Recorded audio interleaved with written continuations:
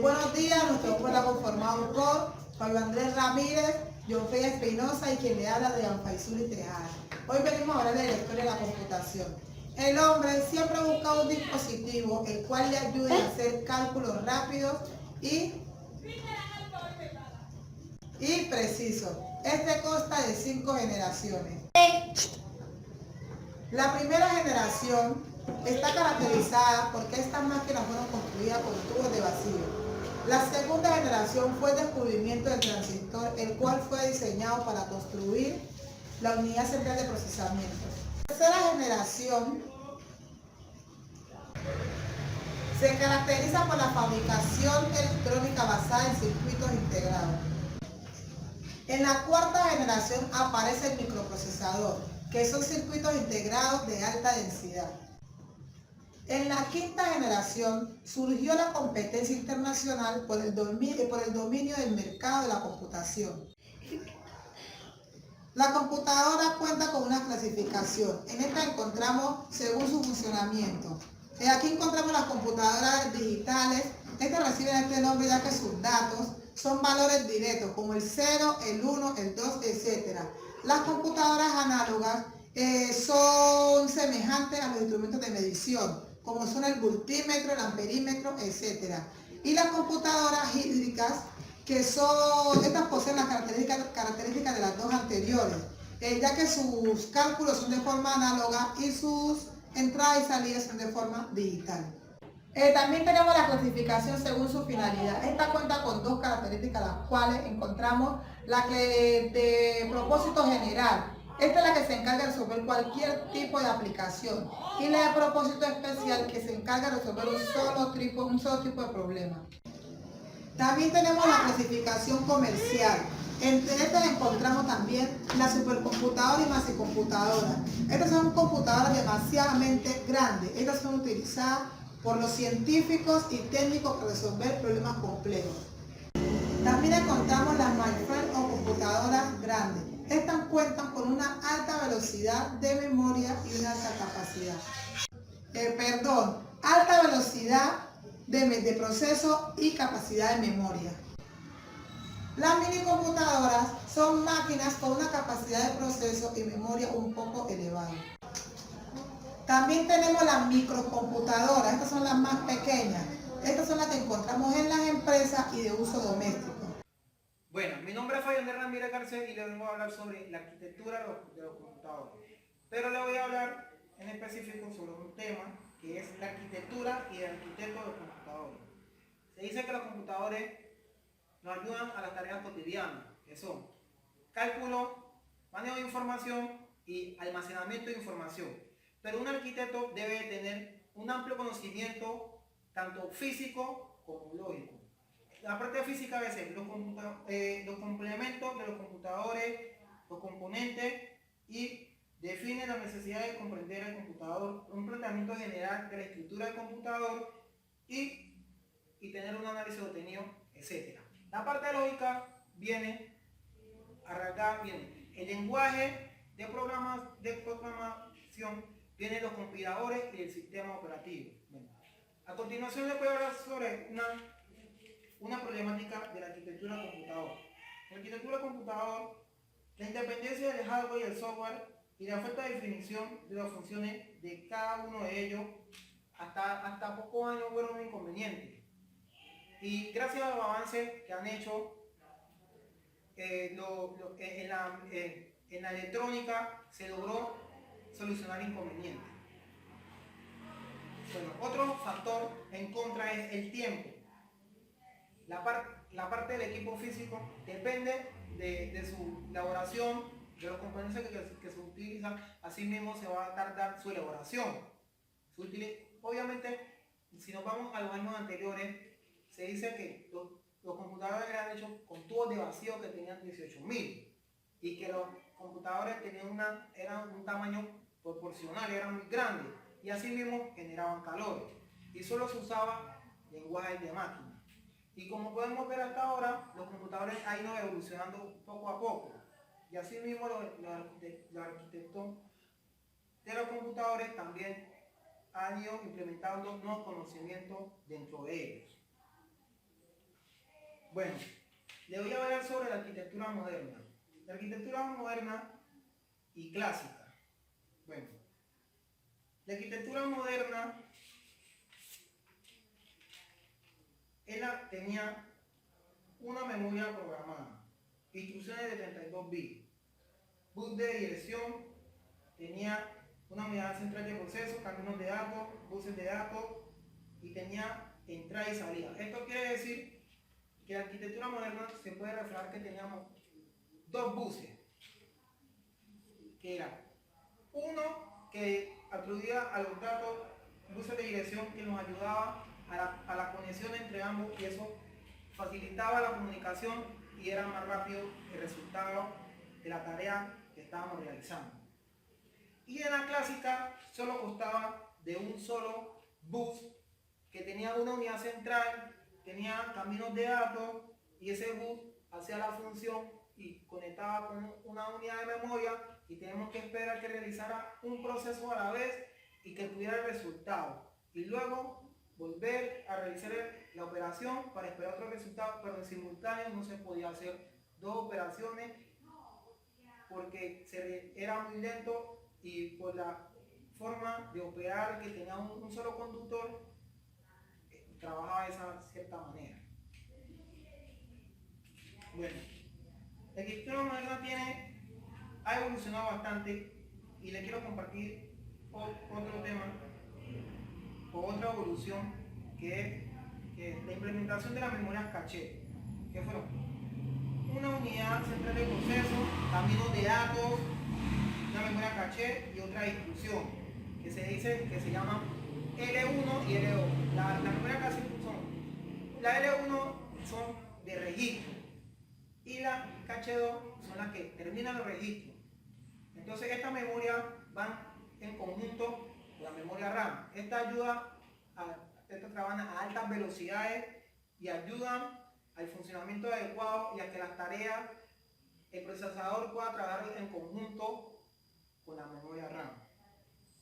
Bueno, a continuación les voy a ver sobre la influencia de la tecnología y la evolución de los computadores. Arquitectura Newman desarrolló computadores que han realizado el ritmo imaginable o alcanzable del crecimiento de los computadores fundamentales en esta evolución. Esto quiere decir que por medio de la tecnología y por medio de la microelectricidad o microeléctrica, hemos descubierto nuevos componentes para ser más eficientes y más rápidos y reducir el tamaño de los computadores. Y se puede decir que anteriormente los computadores eran muy grandes y eran muy costosos.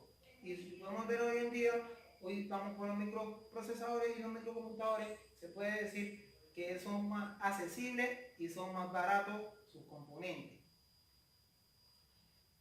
Les voy a hablar sobre la primera etapa. La primera etapa tenía una unidad central, tenía caminos de datos, tenía instrucciones, tenía datos.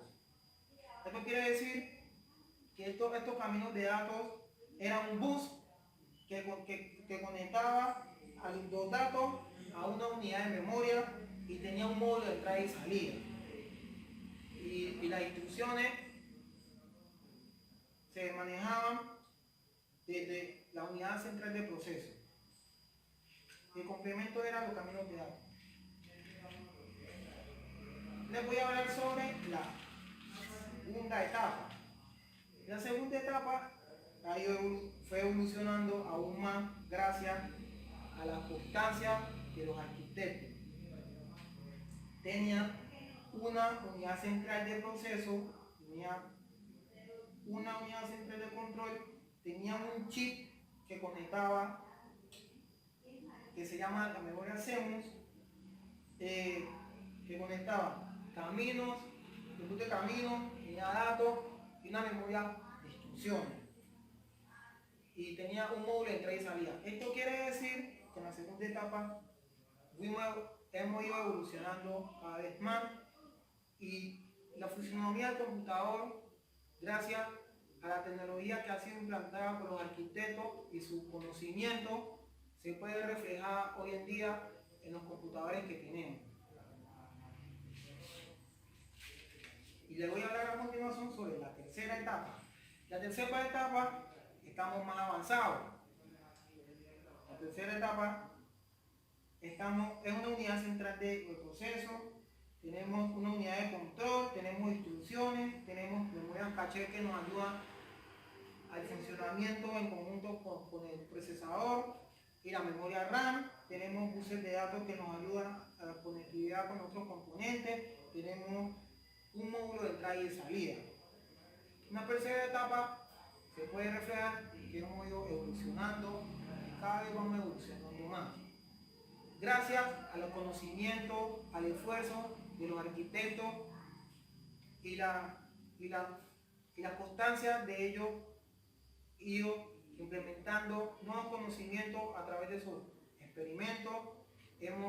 Podemos evidenciar que los computadores inicialmente, la fisionomía, eran computadores grandes, que eran con tubos de vacío, después eran con tarjetas o placas que eran perforadas, que eran con cables interconectadas, después fueron evolucionando cada vez más, que eran con transistores, y así mismo estamos en la era que son los circuitos integrados, y así mismo podemos evidenciar que son más baratos en el mercado, son más eficientes y son multitarea los computadores, gracias a los avances tecnológicos. Atribuida a los datos, buses de dirección que nos ayudaba a la conexión entre ambos, y eso facilitaba la comunicación y era más rápido el resultado de la tarea que estábamos realizando.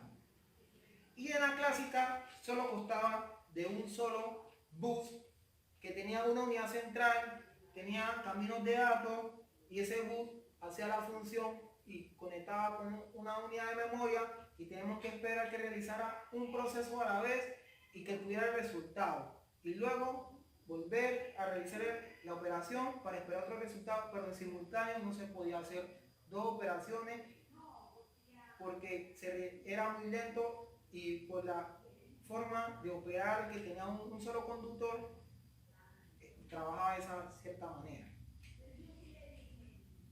Bueno, el sistema moderno ha evolucionado bastante, y le quiero compartir otro tema o otra evolución, que es la implementación de las memorias caché, que fueron una unidad central de proceso, caminos de datos, una memoria caché y otra instrucción, que se llama L1 y L2. La memoria caché la L1 son de registro, y la caché 2 son las que terminan los registros. Entonces estas memorias van en conjunto con la memoria RAM. Esta trabajan a altas velocidades y ayudan al funcionamiento adecuado y a que las tareas, el procesador pueda trabajar en conjunto con la memoria RAM.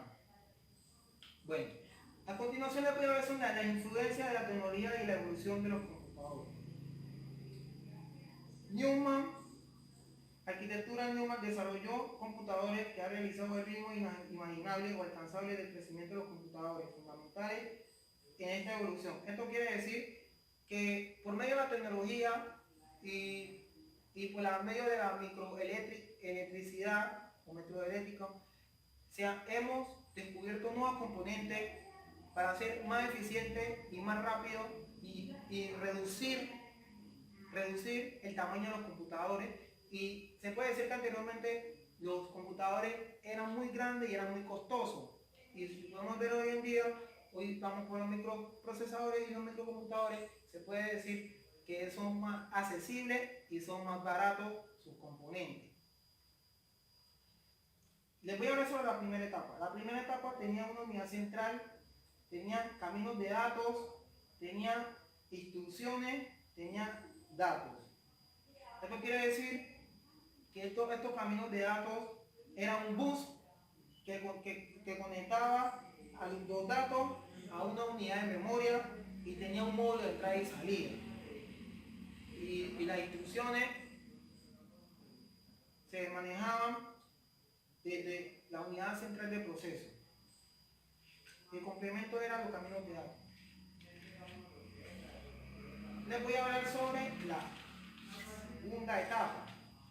La segunda etapa fue evolucionando aún más gracias a la constancia de los arquitectos.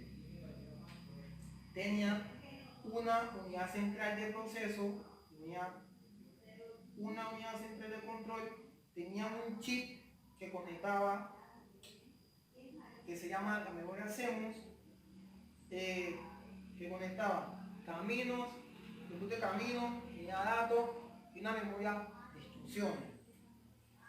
Y tenía un módulo de entrada y salida. Esto quiere decir que en la segunda etapa hemos ido evolucionando cada vez más y la funcionalidad del computador, gracias a la tecnología que ha sido implantada por los arquitectos y su conocimiento, se puede reflejar hoy en día en los computadores que tenemos.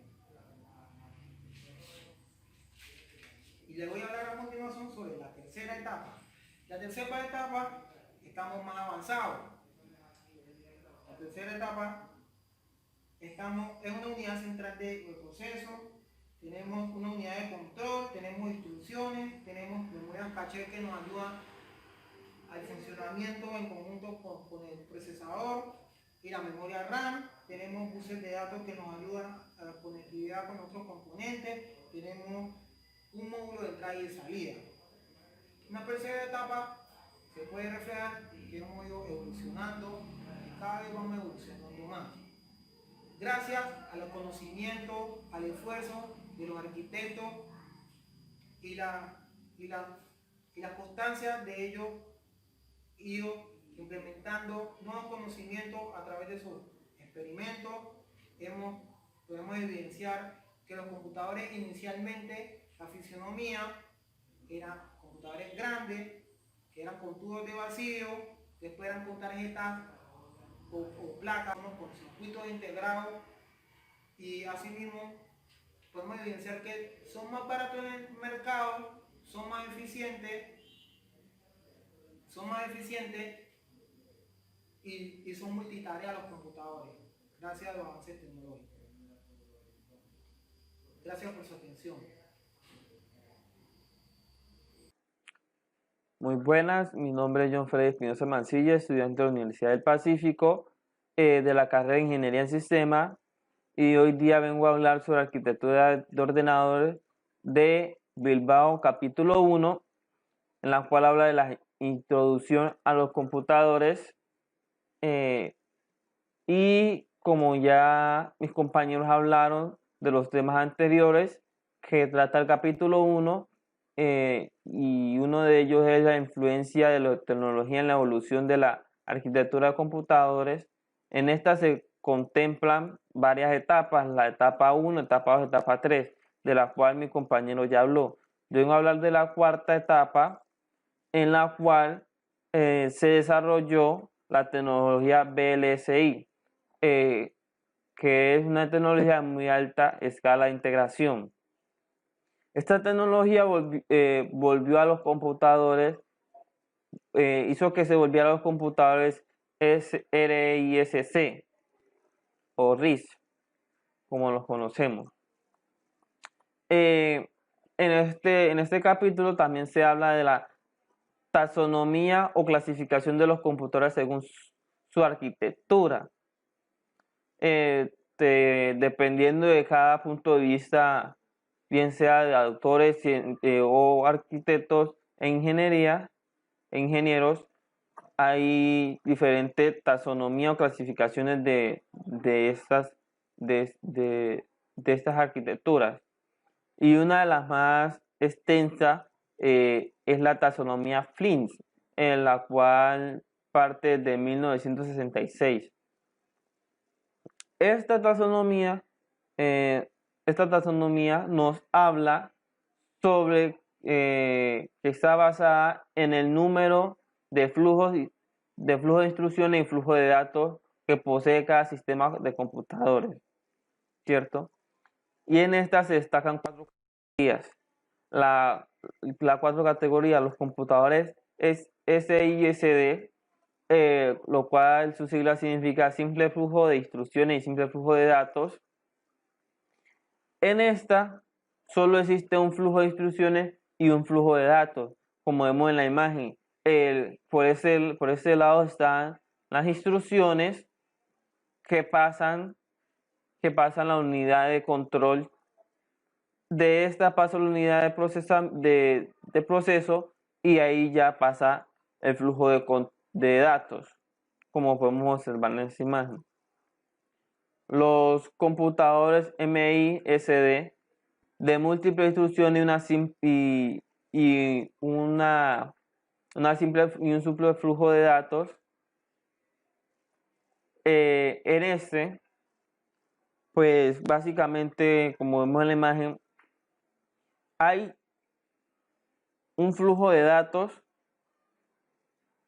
pero hay múltiples flujos de instrucciones.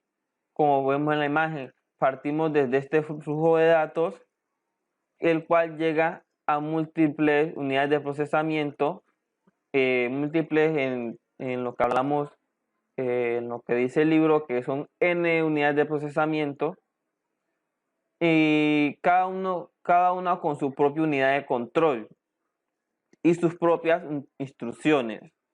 Es decir, cada una maneja instrucciones de forma individual, pero con el mismo flujo de datos. Pasamos a los computadores MIMD, lo cual significa simple flujo de instrucciones, múltiples flujos de datos, el cual es literalmente lo contrario a los anteriores computadores.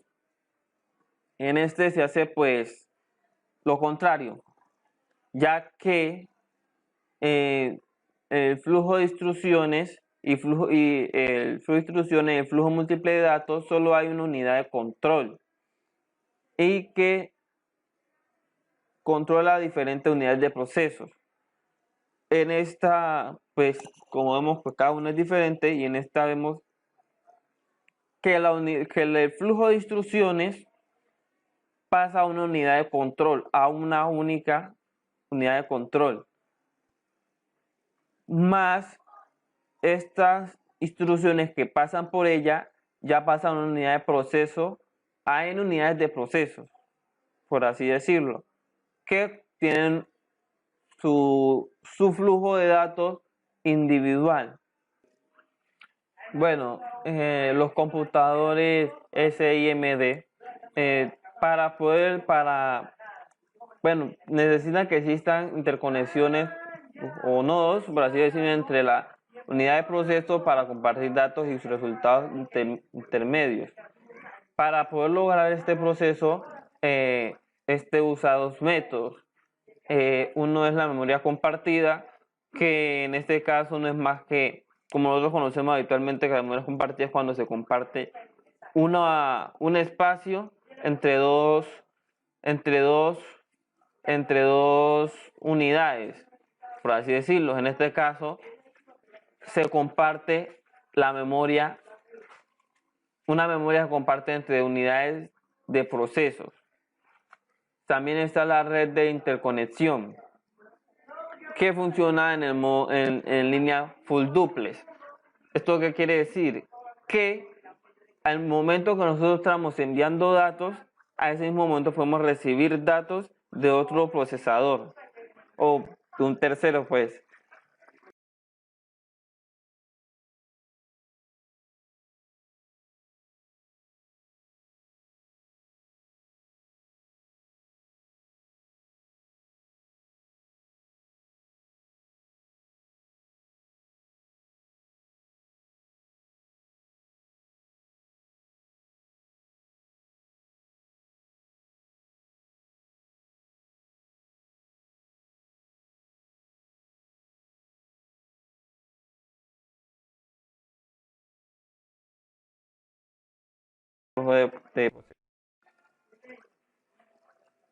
Y los computadores MIMD, múltiples instrucciones, múltiples datos. Esto no abarca mayor cosa, que es el paralelismo. Es similar en el tema de paralelismo a los computadores CIMD. La diferencia es que este es asincrónico, no tiene reloj central. Puedes en este procesador, en un sistema MIMD, puede ejecutarse su propia secuencia de instrucciones y tener sus propios datos. ¿Qué quiero decir yo con esto? En la imagen observamos claramente que aquí está separado individualmente estas tres capas, por así decirlo, o etapas. No, etapas no, capas más que esto. Que quiere decir que aquí de la memoria 1,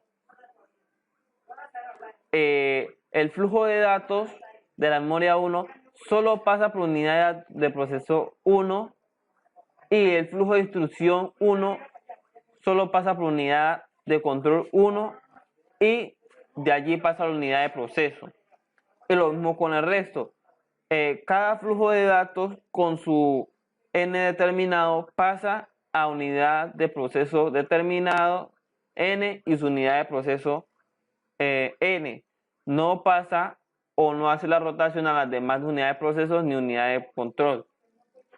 La memoria, las instrucciones que manda y el flujo de datos pasan de forma individual por un proceso de control y una unidad de control. Los computadores MTMD. Los computadores MTMD son computadores de múltiples tareas. Lo que significa esto es que son de múltiples tareas y múltiples datos. Surge como una extensión, un anexo a la clasificación de algunas de estas restringen la ejecución de solo un nivel de instrucción. Múltiples tareas con múltiples flujos de datos.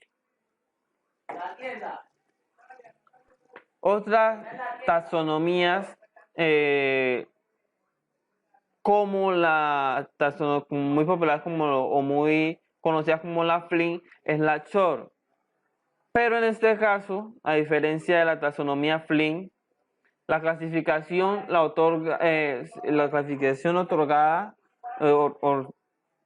organizada de esta es instrucciones y datos, pero en la Shor es la estructura de hardware. ¿Qué quiere decir esto? Unidad de control, unidad de proceso y unidad de memoria de datos e instrucciones. Por lo tanto, aparición del paralelismo dentro de cada uno de estos componentes no se valora. En estos componentes no se valora. Es decir, no se toma en cuenta. Lo que se toma en cuenta son otros aspectos. En la arquitectura de Shor se representan 6 tipos. Tipo 1, por una UC, unidad de control, conectada a la unidad UP, unidad de procesamiento, y una memoria de instrucciones. 2. Similar a la anterior, con la salvedad de que la lectura de memoria se realiza de forma paralela, es decir, un bit de cada palabra por cada acceso. Pasamos a la 3, que es una combinación de la arquitectura anterior. La UPC, que opera en secuencia a la lectura realizada horizontal o vertical de la UC. Supervisa la UD, la UP, unidad de proceso. Tipo 4. Existen múltiples UP conectadas a una sola UC o unidad de control. Tipo 5 es similar al anterior, pero la unidad de proceso se encuentra interconectada entre ellas. Y en la arquitectura integrada, en el tipo 6, la arquitectura se integra a la unidad de proceso y la memoria local en un solo componente que lógicamente estaría conectada a la unidad de control, a la UC.